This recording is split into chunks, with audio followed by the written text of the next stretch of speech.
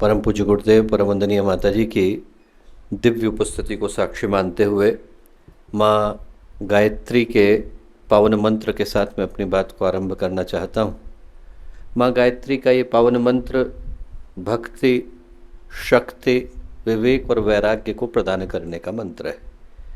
और भक्ति जहाँ होती है वहीं पर शक्ति का संचरण हो पाता है, जहाँ विवेक है वहीं पर वैराग्य उत्पन्न हो पाता है।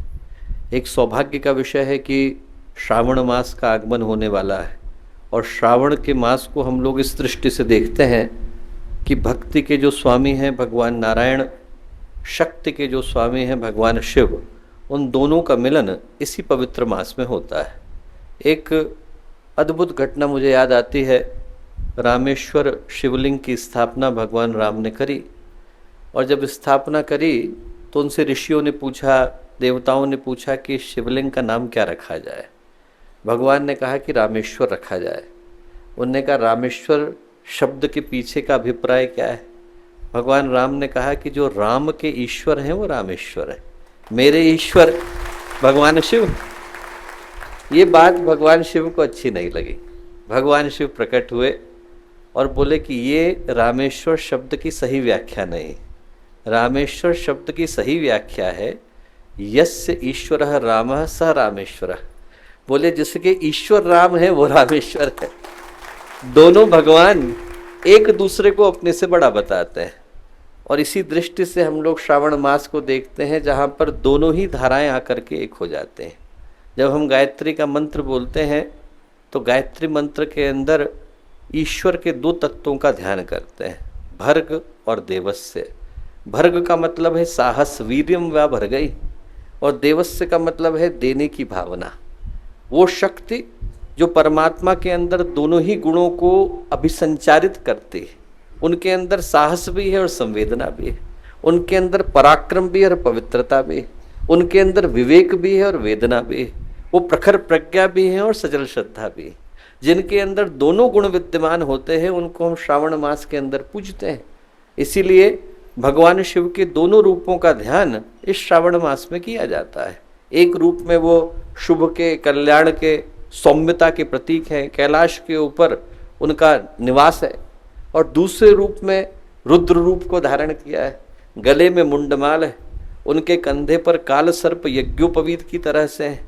इधर चंद्रमा को धारण किए हुए है, उधर रुद्र है, वैरव है, काल भैरव, शूलिन, एक से एक बढ़कर के दुर्दांत लोग उनके सहयोगी के रूप में, और उनके जो कदम है उनकी थिरकन प्रलय को जन्म देती है। तो एक रूप में भगवान शिव है, मृदुलता के, सौम्यता के स्वामी हैं, और एक रूप में रुद्रता के, रौद्र के स्वामी हैं। और उन दोनों ही गुणों का ध्यान हम लोग श्रावण के इस पवित्र मास में गायत्री मंत्र के माध्यम से करते हैं। भगवान शिव का जब विवाह होने वाला था तो विवाह का जो संयोजन है, ऑर्गेनाइजेशन है, हरिद्वार की ही घटना है, वो भगवान नारायण ने अपने हाथ में ली। जब श्रृंगार की बारी आई तो भगवान ने भगवान शिव से निवेदन किया कि आप श्रृंगार कर लीजिए। भगवान शिव बोले श्रृंगार की कोई आवश्यकता नहीं। बोले कलश का कितना श्रृंगार होता है, उसके ऊपर लोग फूल पत्ती चढ़ाते हैं, कुमकुम डाली जाती है, पर अंदर क्या रखते हैं? मिट्टी। बोले जो शरीर है मिट्टी ही तो है, इसके ऊपर श्रृंगार की आवश्यकता है। मैं बोले भस्म को धारण करूंगा। भगवान बोले अरे बड़ी बेइज्जती हो जाएगी, विवाह का समय है, आप इस तरीके से श्रृंगार को करके आ रहे हैं।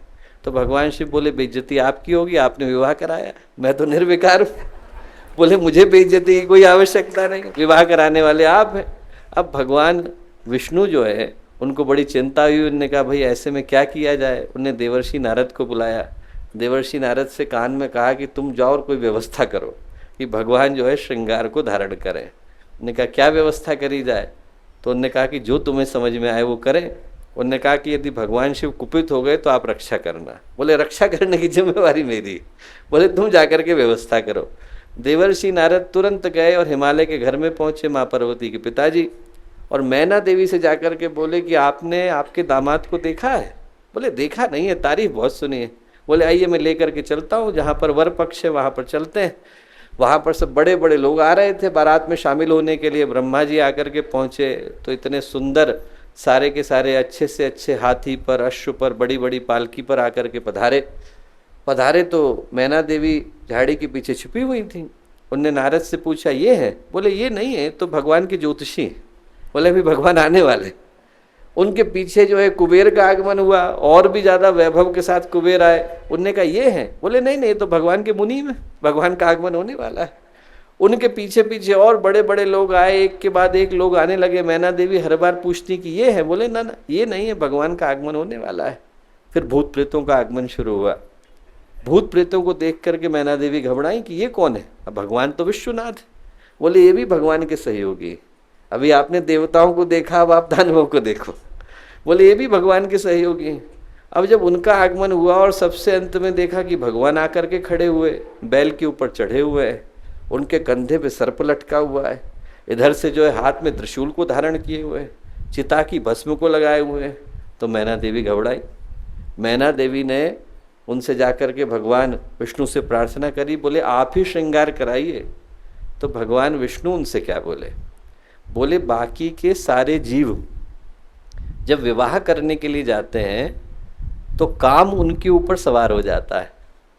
भगवान शिव वो हैं जो काम को भस्म करने के बाद विवाह करने के लिए जा रहे हैं। बोले आप इनको दोनों ही रूपों में धारण करिए। जैसे ही ये भाव मैना देवी के मन में आया, उनने भगवान शिव का वो रूप पाया जिस रूप को हम कल्याणकारी शिव कह करके पुकारते हैं। श्रावण के पवित्र मास में हम भगवान शिव के उन दोनों ही रूपों का धारण करते हैं। महाकाल भी वो हैं और आदि योगी भी वो हैं। उनसे प्रार्थना करते हैं कि हमारे जीवन में शुभता का, मंगल का, कल्याण का संचरण हो सके। इस भाव के साथ माँ गायत्री का पावन मंत्र एक बार साथ साथ। ओम भूर्भुवः स्वः तत्सवितुर्वरेण्यं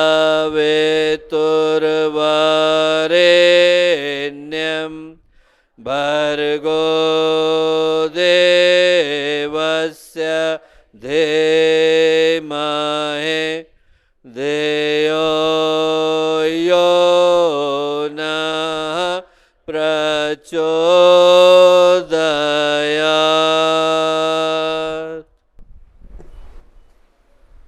मित्रों, पवित्र अवसर है। परम पूज्य गुरुदेव परम वंदनीय माता जी का दिव्य संरक्षण हम लोगों को प्राप्त है।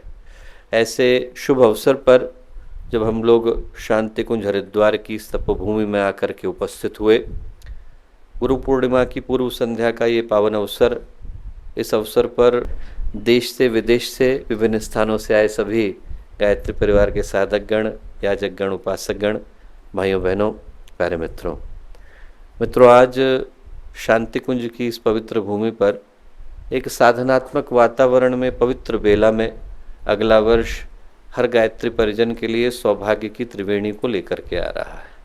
एक ऐसे समय में जब अखंड दीपक के प्राकट्य के 100 वर्षों को, वंदनीय माता जी के धरती पर अवतरण के 100 वर्षों को, पूज्य गुरुदेव की तप साधना के 100 वर्षों को, इसको हम लोग अगले वर्ष में मनाने जा रहे हैं। एक बड़ा ही अलौकिक वातावरण है, उसका निर्माण है और हरिद्वार की पुण्य भूमि पर हम लोग आकर के उपस्थित हुए। गंगा की गोद, हिमालय की छाया, वो पतितों को पावन करने वाली माँ गंगा, जिनका स्मरण मात्र व्यक्ति को शुद्ध धवल और उज्जवल प्रकाश से भर देता है। नगाधिराज हिमालय जो देवताओं को आश्रय देते हैं, वो इस शांति कुंज की तपस्थली को आश्रय प्रदान करते हैं। पूज्य गुरुदेव की वंदनीय माता जी की तपोभूमि, इस भूमि पर आज जब उपस्थित हो पाने का अवसर हम लोगों को मिला है, तो हिंदी में हम लोग ऐसे अवसरों को सौभाग्य कह करके पुकारते हैं। और सौभाग्य का आकलन आस्था की दृष्टि से भी होता है, अध्यात्म की दृष्टि से भी होता है, धर्म की दृष्टि से भी होता है और विज्ञान की दृष्टि से भी होता है। यदि हम लोग आस्था की दृष्टि से सोच करके देखें तो जिस धरती पर उपस्थित हो पाने का अवसर हम लोगों को मिला, ये भी अपने आप में किसी सौभाग्य से कम नहीं। सर्व लोकमयः पुमान, ऐसा शास्त्र कह करके पुकारते हैं। सारे लोकों में जो सर्वश्रेष्ठ लोक है वो ये धरती पृथ्वी का लोक है, ऐसा शास्त्रों ने कह करके पुकारा। कहीं पर महर्षि अरविंद ने अपने सायंकालीन सभाओं के क्रम में कहा कि उनने 27 पृथ्वियों को देखा। ऐसी 27 पृथ्वियों को देखा जहां पर धरती की तरह का ही जीवन था। और उनमें सर्वश्रेष्ठ जो लोक था वो धरती का लोक था। पूज्य गुरुदेव ने भी एक जगह पर इशारा किया है कि जो धरती है बाकी की सारी धरतियों से भिन्न है, क्योंकि यहाँ पर सृष्टि के प्रत्येक लोक के प्रत्येक प्राणी को जन्म लेने का, कर्म करने का और मोक्ष को प्राप्त करने का सौभाग्य मिला हुआ है। और आप सोच करके देखें, यहाँ पर लगभग हर लोक का प्रतिनिधित्व है। यक्ष है, गंधर्व है, किन्नर है, नाग है, उपदेवता है, अधिदेवता है, प्रत्यधिदेवता है, दैत्य दानव असुर लोकों के प्राणी है, ऋषि मंडल के प्राणी है और देवलोक के प्राणी है। यहाँ पर हर जगह से प्राणी को आने का, अपने कर्म को करने का और मोक्ष को प्राप्त करने का अधिकार मिला हुआ है। वंदनीय माता जी से हम लोग छोटे थे तो ऐसे ही एक प्रश्न किया, बाल सुलभ जो जिज्ञासाएं होती हैं कि क्या अन्य ग्रहों पर जीवन है, और वंदनीय माता जी ने उसका बड़ा प्यारा उत्तर दिया, मौलिक उत्तर दिया। वंदनीय माता जी ने कहा कि बेटा अन्य ग्रहों पर जीवन है कि नहीं इस प्रश्न को छोड़ दे, ये सोच कि ये धरती भगवान की प्रयोगशाला है। बोले इस जगह पर भगवान प्रयोगों को करते हैं, सफल हो गया तो यहाँ पर ऊपर उठने के लिए छोड़ दिया जाता है, असफल हो गया तो ब्रह्मांड के दूसरे कोने में डाल दिया जाता है।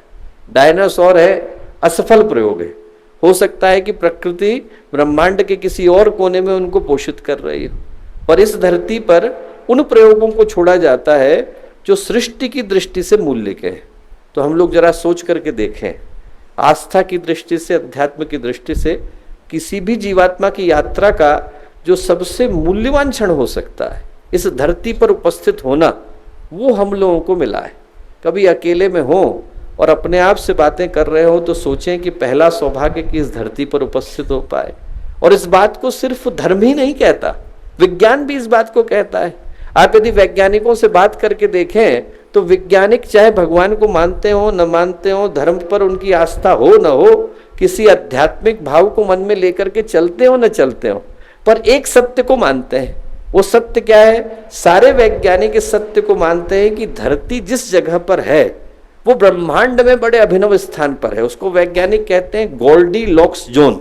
गोल्डीलॉक्स जोन का मतलब क्या है? ऐसा है कि यहां से लेकर भगवान सूर्य तक की जितनी दूरी है वो किसी ने स्केल पर खींच करके तय करी है। सिर्फ 5% इधर या 5% उधर होते तो जीवन की संभावनाएं नगण्य हो गई होती। हमसे 2 मिनट पहले शुक्र ग्रह के ऊपर भगवान सूर्य की किरणें आकर के टकराती हैं 2 मिनट पहले, और 2 मिनट के अंदर का अंतर क्या है? वहां की सतह का तापमान 470 डिग्री सेंटीग्रेड है, 470 डिग्री सेंटीग्रेड। 50 के ऊपर हम लोगों का जीवन असंभव हो जाता है, 470 पर तांबा पिघलने लगेगा, इंसान को छोड़ दीजिए। 2 मिनट पहले भगवान सूर्य की किरणें आकर के शुक्र ग्रह से टकराती हैं, जीवन असंभव है। 2 मिनट के बाद मंगल ग्रह से जाकर के टकराती हैं, वहां पर हर चीजें जम गई। 2 मिनट इधर होते उबल गए होते, 2 मिनट इधर होते जम गए होते। जिस जगह पर हम लोग आकर के बैठे हैं वो जगह ऐसा लगता है कि किसी ने स्केल पर ला करके खींच दी। वैज्ञानिकों की दृष्टि से यहाँ पर होना किसी चमत्कार से कम नहीं। और वैज्ञानिकों ने ऐसे 5,926 ग्रह ढूंढ करके निकाले हैं जो कि गोल्डीलॉक्स जोन में है, जो कि उसी तरह की संभावना के अंदर है। उनमें हमारी धरती अकेली है। आप जरा सोच करके देखिए, हमारी धरती अकेली है जिसके गर्भ के अंदर लावा विद्यमान है। और लावा होने से क्या फायदा है? लावा होने से 2 फायदे हैं, आयरन है, मैग्नीशियम है। उन दोनों के कारण उत्तरी ध्रुव बन गया, दक्षिणी ध्रुव बन गया। उन दोनों के होने से क्या है? जो अंतरिक्ष से घातक किरणें आती है उनको चुंबक निकाल करके अंतरिक्ष में फेंक देते हैं, वो हमारे शरीर को छूती नहीं है। यदि वो ना होते तो इस धरती पर भी हमको स्पेस सूट पहन करके चलना पड़ता, ऐसे चल पाना संभव नहीं था, कुर्ता धोती को धारण कर पाना संभव नहीं था। तो वैज्ञानिकों की दृष्टि से दूसरा चमत्कार यह है कि वो धरती है जिसके गर्भ में लावा विद्यमान है, और लावा है तो धरती में उतार है, चढ़ाव है। बाकी के ग्रहों को आप उठा करके देखें, शनि ग्रह में टाइटन है, टाइटन पूरा का पूरा समान है, न वहां कोई उतार है न वहां कोई चढ़ाव है। तो वहां पर आप समुद्र के अंदर तैर सकते हैं, बैठ नहीं सकते हैं, भूमि की संभावनाएं शून्य हो गई। तो दूसरा चमत्कार वैज्ञानिकों की दृष्टि से यह है कि हम जिस ग्रह के अंदर विद्यमान है वो ग्रह वो है जहां पर केंद्र में लावा है। तीसरा, हमारे पास चंदा मामा है। ऐसा नहीं कि औरों के पास नहीं है, पर औरों के पास चंदा मामा नहीं, औरों के पास चंद्रमा है। जिसने भी ये शब्द बनाया वो बड़ा सोच के बनाया, क्योंकि धरती और चंद्रमा के बीच में बड़ा ही घनिष्ठ वैज्ञानिक संबंध है, बाकी ग्रहों के भी चंद्रमा है, जुपिटर के 50 से कुछ ज़्यादा है, सैटर्न के, शनि देवता के 274 के करीब चंद्रमा है, बाकी जगहों पे चले जाएं कहीं 1600 चंद्रमा है। चंद्रमा होना बड़ी बात नहीं है, पर हमारे जो चंद्रमा है वो धरती की 1/4 है, और एकदम दोनों में उतना ही गुरुत्वाकर्षण बल है जितना धरती जितने जोर से चंद्रमा को खींचती है, चंद्रमा उतनी जोर से धरती को खींचता है। वो माँ और मामा जी के बीच में जो जितना प्यार हो सकता है उतना ज्यादा प्यार आपको देखने को मिलता है। और मामा जी को जिस तरीके से अपने भांजे का ध्यान रखना चाहिए वैसे ही हमारे मामा जी ध्यान रखते हैं, पूरा ध्यान रखते हैं। क्या ध्यान रखते हैं? मामा जी नहीं होते तो कल की पूर्णिमा होती क्या? मामा जी नहीं होते तो अमावस्या होती क्या? मामा जी के कारण सारी बातें हैं। जिसने भी ये रखा उसने बड़ा सोच करके रखा। हम लोग सौभाग्यशाली हैं दोस्तों, जो वैज्ञानिक चंदा मामा नहीं भी जानते वो भी इस सौभाग्य को जानते हैं कि जिस धरती पर हम लोग हैं ये धरती अनेकों चमत्कारों के बीच में एक चमत्कार के रूप में घट रही है। और फिर इस धरती पर भी हम लोग उस जगह पर हैं, यहाँ धरती की हर जगह पर रहना संभव नहीं है।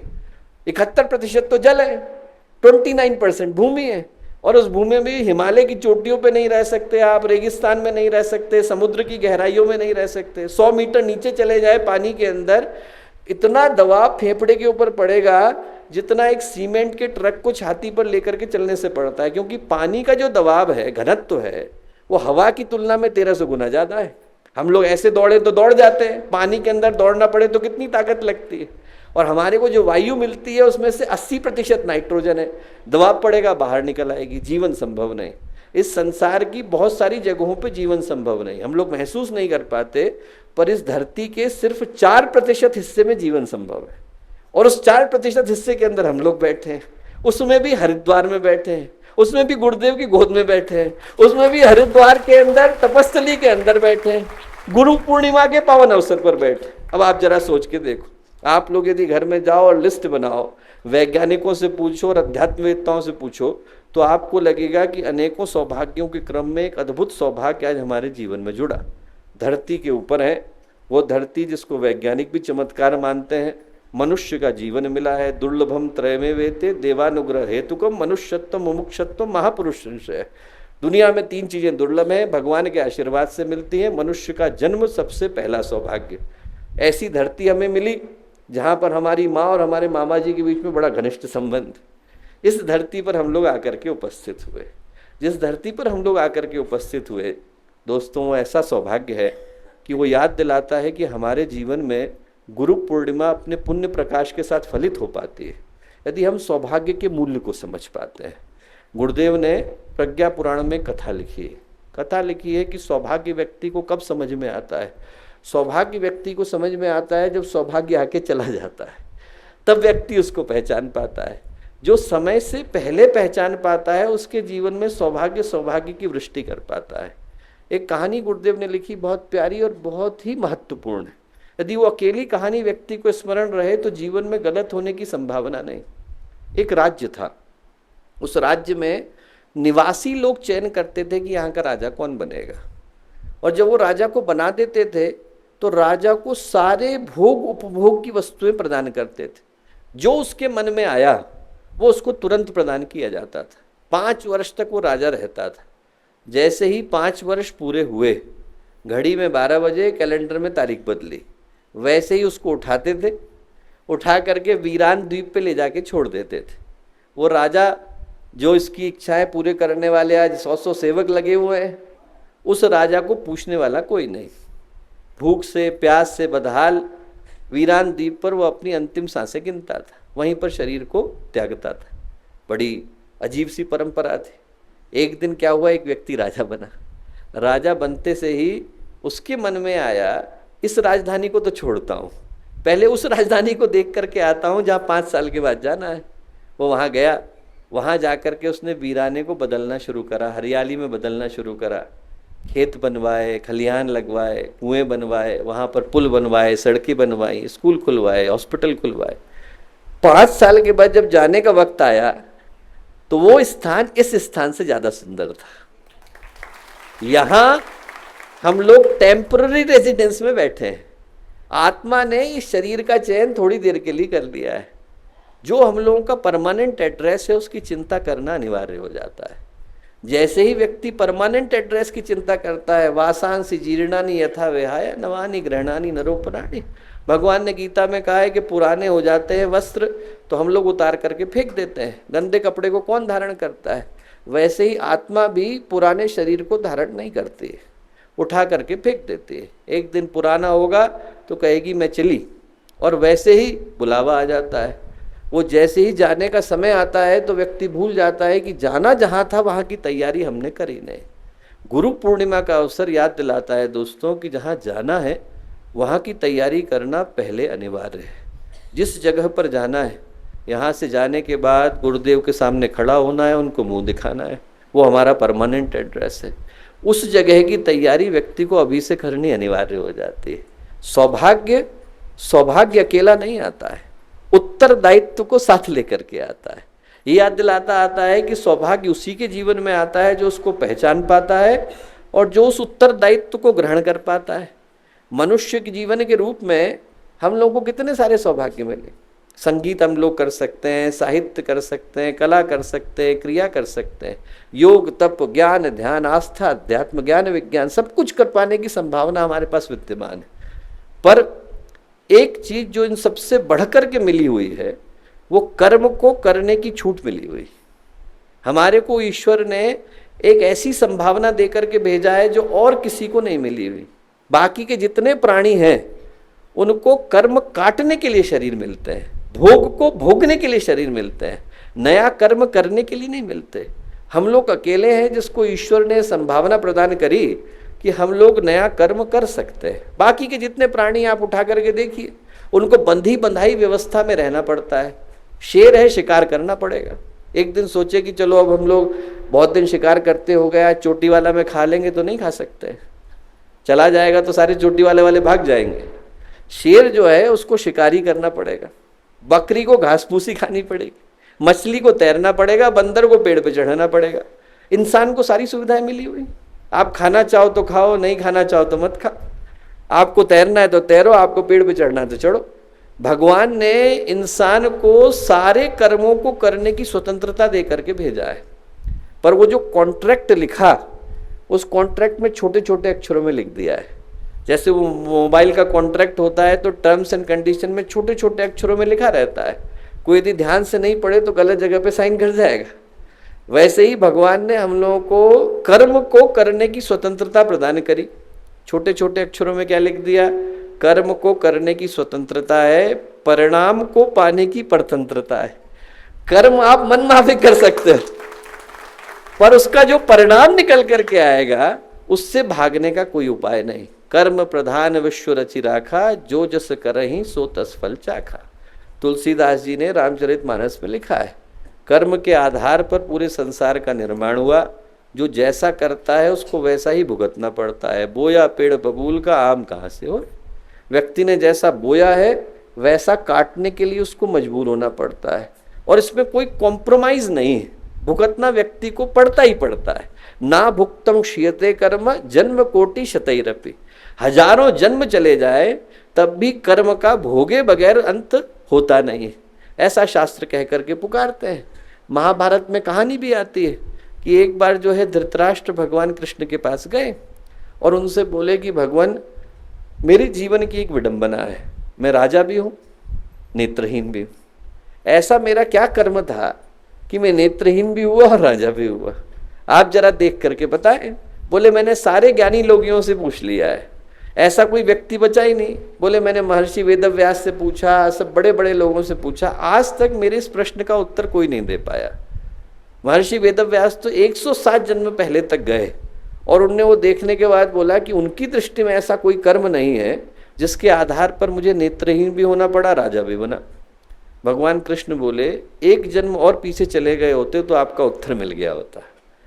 बोले मैं आपका 108 जन्म पहले का देख रहा हूँ।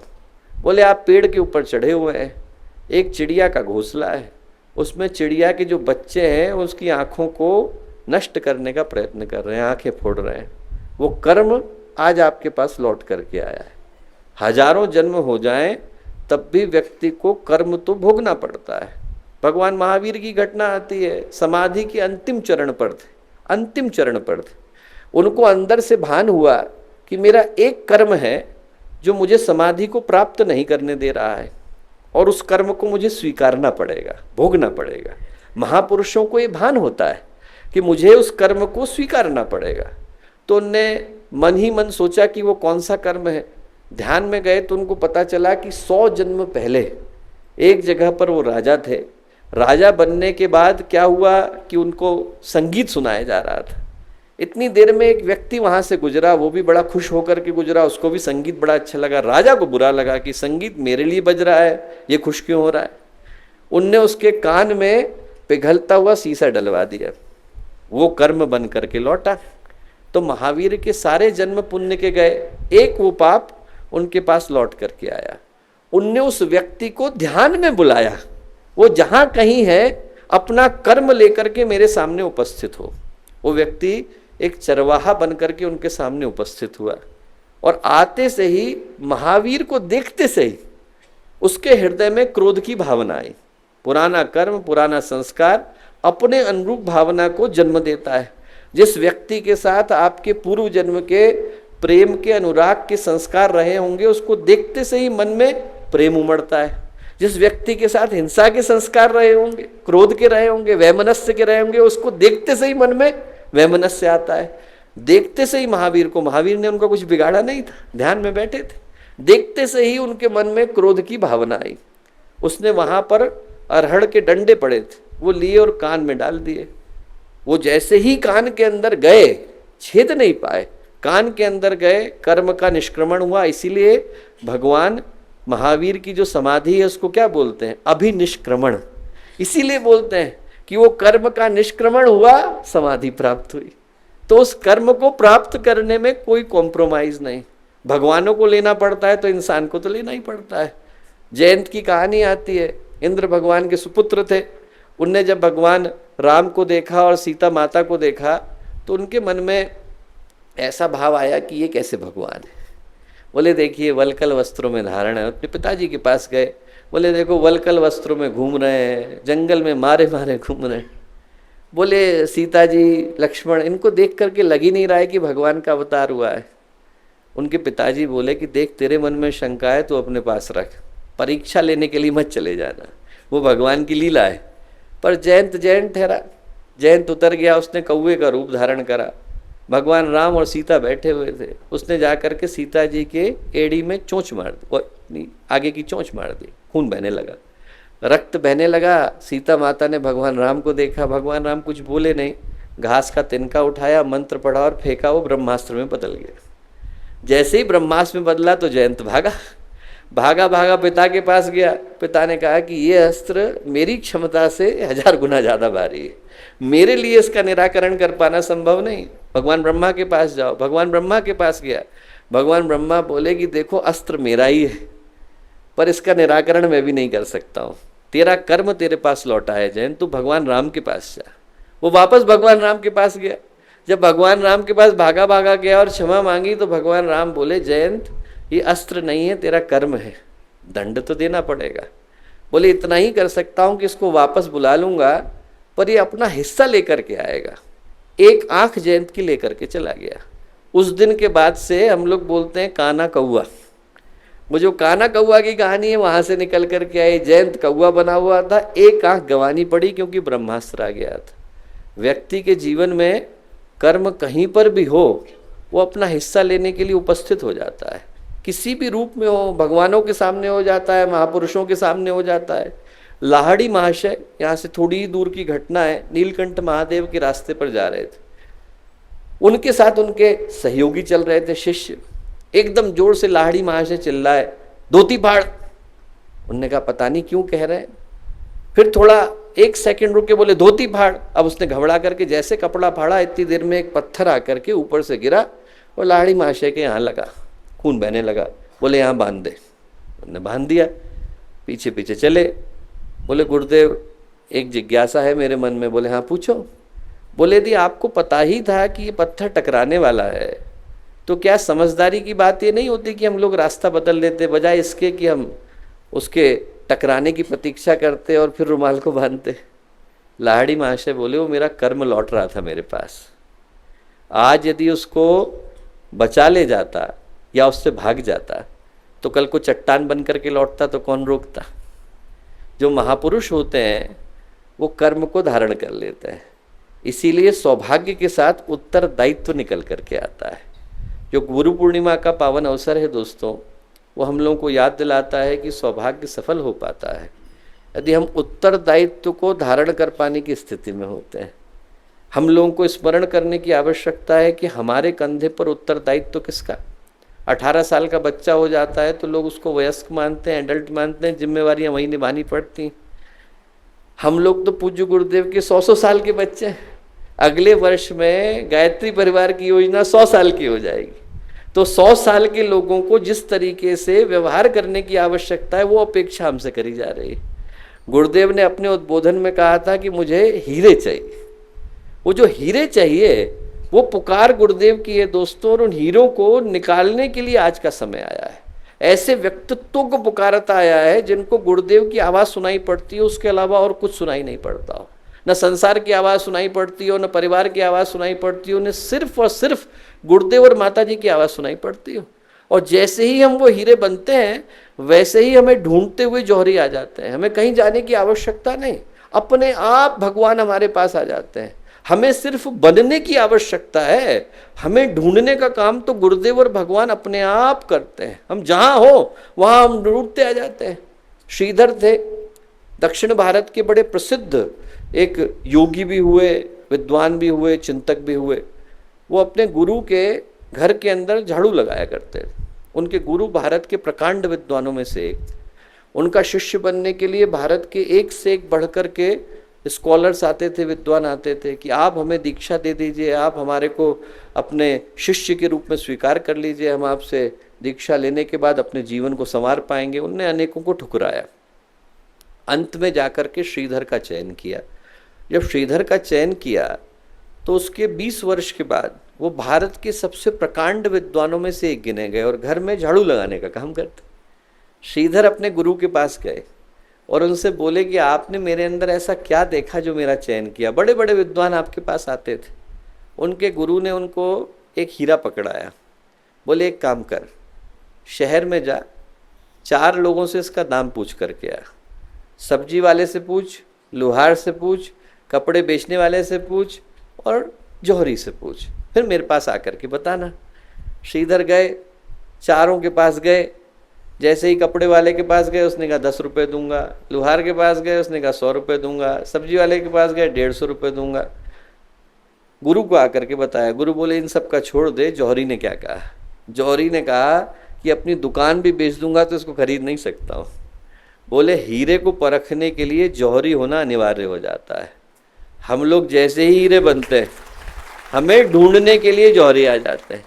दोस्तों, हम लोगों का सौभाग्य होगा यदि हम लोग हीरे में बदल जाते हैं।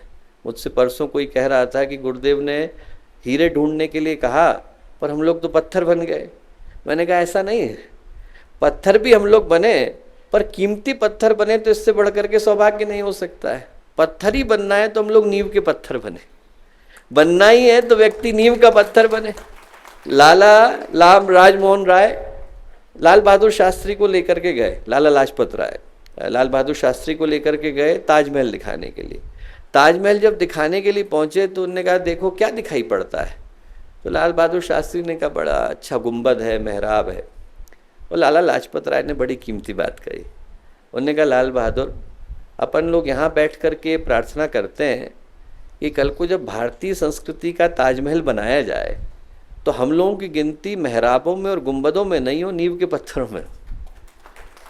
हम लोग हथौड़े खा ले पर हमारे बाद वालों के लिए राहें आसान कर जाएं। दोस्तों, आज यही प्रार्थना करें कि गुरुदेव को यदि चुनना ही हो तो हम लोगों को नींव के पत्थरों के रूप में चुन लें। 10 हथौड़े खा ले पर अगले वालों के लिए अच्छी इमारतें बना करके जाए, अगले वालों के लिए अच्छी राहें आसान करके जाए। ये जो युग निर्माण की यात्रा है, हजारों वर्षों की यात्रा है। हमारे जैसे अनेक आएंगे और अनेक मिट जाएंगे, पर इस यात्रा में यदि हमारी गणना नींव के पत्थरों के रूप में होती है तो इससे बढ़कर के सौभाग्य हमारा नहीं हो सकता। हम लोग प्रार्थना करें, यदि भगवान पत्थर ही बना रहा हो तो नींव का पत्थर बनाए, बना ही रहा हो तो मील का पत्थर बनाए। गुरुदेव ने सुनसान के सहचर में लिखा है कि जब वो हिमालय की यात्रा पर गए तो उनको सबसे ज़्यादा प्रेरित मील के पत्थर ने किया। मील का पत्थर, गुरुदेव बोले, कुछ कहता नहीं है, किसी से बातें करता नहीं है, बोलता नहीं है, अपनी जगह पर शांत खड़ा हुआ है और आते जाते भटके राहगीर को राह दिखा रहा है। हम लोग यही सौभाग्यमान है, हमें गुरुदेव ने जहाँ बिठा दिया, हमें गुजरात के कोने में बिठा दिया, राजस्थान के केंद्र में बिठा दिया, तमिलनाडु में बिठा दिया, असम में बिठा दिया, हमें भारत के बाहर बिठा दिया। जहाँ हैं हम वहाँ गुरुदेव के मील के पत्थर बन जाएं। जो हमसे पूछे उसे गुरुदेव की दिशा दिखा पाने की स्थिति में हो, उसको ये बता सकें कि आपको गुरुदेव तक कैसे पहुँचना है। बाकी का काम तो गुरुदेव करा ही लेंगे। जैसे ही हमने एक बार व्यक्ति को गुरुदेव से जोड़ दिया, जैसे ही उसके अंदर गुरुदेव के चिंतन को प्रविष्ट कर दिया, हमें जानने के लिए थोड़े आया है, गुरुदेव को जानने के लिए आया है। जैसे ही हमने उसे गुरुदेव से जोड़ दिया तो बाकी की यात्रा अपने आप परिपूर्ण हो जाती है। हम लोग छोटे थे तो एक बार यहाँ पर एक घटना घटी कि एक सज्जन थे, उनको किसी की कोई बात अच्छी नहीं लगी तो रिकॉर्ड करके गुरुदेव के पास लेकर के गए। गुरुदेव से बोले कि गुरुदेव ये ऐसा ऐसा वो बोल रहे थे। गुरुदेव उनसे बोले कि बेटा, पहली बात तो ये कि देख, तू इतनी रिकॉर्डिंग करके लाया, इसको करने से तूने दो ही चीज़ें प्रमाणित करी। एक तो ये कि तेरे पास इतना खाली समय है कि तू दूसरे की रिकॉर्डिंग कर सकता है। तेरे पास समय होता सार्थक करने के लिए तो इतनी रिकॉर्डिंग क्यों करता। दूसरा, ये करने से सिर्फ तूने अपने कान खराब किए और दूसरे के कान खराब किए। बुरी बात को सुनने से किसी का भला होता है क्या? गुरुदेव बोले। तीसरी बात बोले कि देख, शांति कुंज मेरा शरीर है, इस पर मक्खी भी बैठती है तो मुझको पता चल जाता है। शांति कुंज उनका शरीर है। युग निर्माण योजना, विचार क्रांति अभियान, गायत्री परिवार में ऐसा कुछ घटता ही नहीं जो गुरुदेव को बिना बताए घट जाता हो।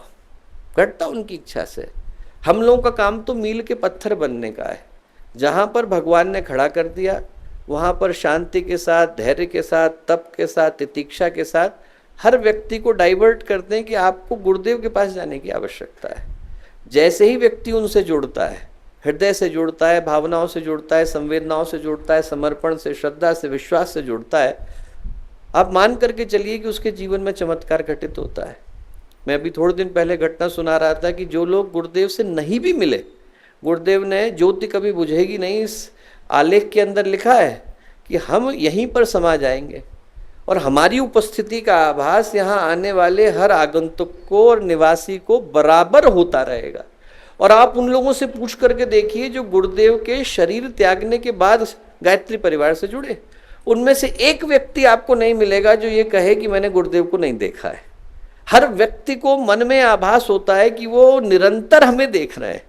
जहाँ कहीं है हमारे साथ हैं, भावनाओं के रूप में साथ हैं, उपस्थिति के रूप में साथ हैं, हम उन्हें महसूस कर पाते हैं। लाटविया के एक सज्जन आए हमारे यहाँ, उनको ना इंग्लिश आती थी ना हिंदी, तो बोलने का प्रश्न ही नहीं, इंग्लिश तो आती नहीं थी, लाटविया नहीं बोल सकते थे। तो जो भी, और वो भी क्या था, एकेडमिक टूर के तहत आए थे, लाटविया की यूनिवर्सिटी से आए थे। उनको भारत, भारतीय संस्कृति, श्रद्धा, भावना, समर्पण, इसके बारे में कुछ पता नहीं। यहाँ पर बातें होती थी, वो सब सुनते थे, अपने जो नोट बनाने होते थे बनाते थे, पर एक शिक्षार्थी के रूप में बनाते थे, भक्त या शिष्य के रूप में नहीं बनाते थे। नोट बनाया उनने, चलने का समय आया तो उनको हमने गुरुदेव माता जी का फोटो दिया। मैंने कहा कि यदि आपको कभी कोई परेशानी हो तो आप इनसे बोल देना, आप हृदय से बोलोगे, आपकी भावना पूरी होगी। अब उसको घटना को आए गए समय हो गया। उसके 8-10 महीने के बाद मैं लाटविया गया तो वहाँ पर जब यज्ञ करा रहा था तो वो आए वहाँ पर, वैसे पढ़ाने की दृष्टि से डीन है, वो मिलने के लिए आए। बोले भैया आपने उस दिन वो बात कही थी, उसका क्या परिणाम निकला मैं आपको बताता हूँ। बोले आपसे मिलने के बाद ग्रुप अलग अलग हो गया, कोई कहीं गया कोई कहीं गया। बोले हम लोग गंगोत्री गोमुख के ट्रैक पर निकल गए। बोले गंगोत्री के आगे मैं चल दिया, वो 62 ईयर्स के हैं, तो गंगोत्री के आगे चल दिया। तो बोले मुझे लगा कि मैं बहुत तेज़ी से कर लूँगा, पर हमारे ग्रुप के बाकी के लोग 30-30 साल के, 28-28 साल के, वो तेज़ी से चले गए और मैं धीरे धीरे आ रहा था। बारिश का मौसम था, अगस्त या सितंबर का समय था। उसमें क्या हुआ कि उनको एक जगह पर बारिश तेज़ हो गई, वो हिमस्खलन होने लगा, बर्फ़बारी होने लग गई, तो उनको एक जगह पर रुकना पड़ा। अब रात का अंधेरा छा गया, 4 साढ़े 4 के बाद हिमालय के अंदर जो है शाम का धुंधलका छा जाता है। वो वहाँ पर बैठे परेशान हो रहे थे, उनको समझ में नहीं आ रहा था कहाँ जाएं, भाषा जानने वाला कोई नहीं, उस ट्रैक पर मिलने वाले कोई नहीं, फ़ोन काम नहीं कर रहा है, नेट काम नहीं कर रहा है, इंटरनेट है नहीं, ये भी पता नहीं कि किस जगह पर है। बोले आपने वो फ़ोटो दिया था गुरुदेव माता जी का, मैंने फ़ोटो को निकाला और उस फोटो से लाटवियन में कहा कि भैया यदि आप सच में हैं तो आकर के मेरी रक्षा करिए।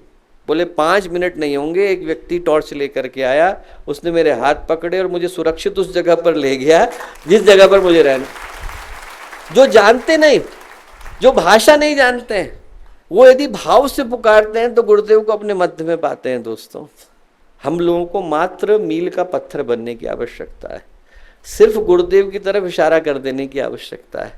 बनना ही है तो व्यक्ति नींव का पत्थर बने, बनना ही है तो मील का पत्थर बने, बनना ही है तो चाक का पत्थर बने, उस पर कुम्हार कुछ बना करके तैयार कर देता है। बनना ही है तो धोबी का पत्थर बने, गुरु धोबी शीस कापड़ा साबुन सिरजनहार, सुरत शिला पर धोइए निकसे ज्योति अपार।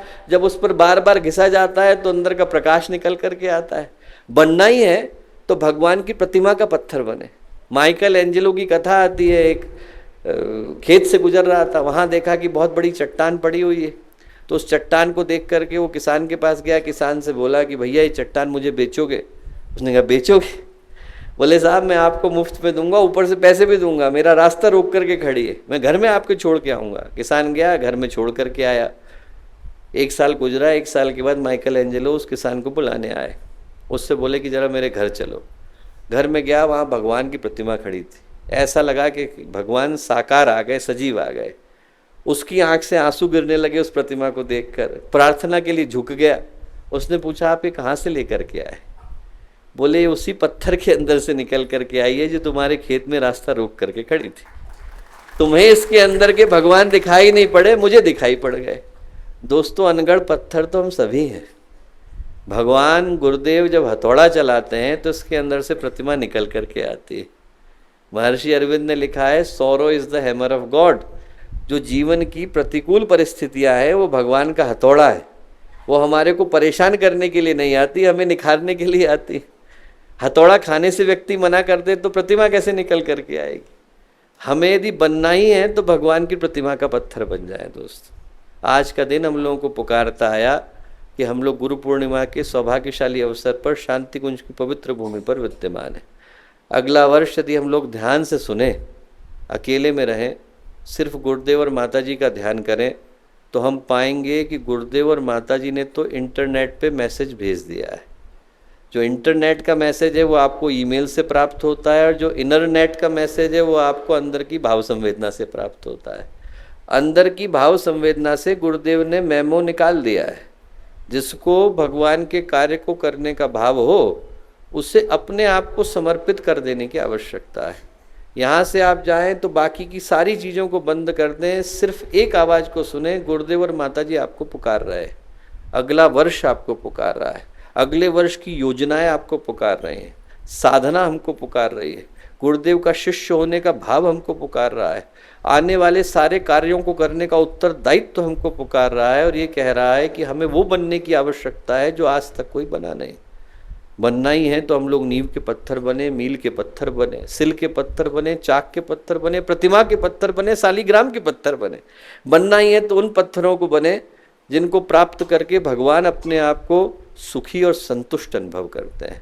हम लोगों को तो भगवान ने जो बना करके भेजा है, अनगढ़ बना करके भेजा है, पर जैसे ही हम भगवान के चरणों में गिर गए, पूजा के योग्य बन जाते हैं। व्यक्ति को भगवान के चरणों में गिरने की आवश्यकता है। जो गिरा उसके जीवन में उन्नति हर दृष्टि से सुनिश्चित हो जाती है। मैं कहूँगा गुरु पूर्णिमा का अवसर समर्पण का अवसर है, संकल्प का अवसर है, उत्तरदायित्व का अवसर है, उत्सव का अवसर है। हम लोग उस पुकार को सुने जो पुकार आज पूरे विश्व को गुंजायमान कर रही है, और यहाँ से गुरुदेव की योजना को पूरा करने का संकल्प लेकर के लौटें। आप में से प्रत्येक के हृदय में वही भावना उमड़े, ऐसी प्रार्थना पूज्य गुरुदेव से, वंदनीय माता जी से करते हैं। सभी को शुभकामनाएं, शुभेच्छाएं, मंगल कामनाएं।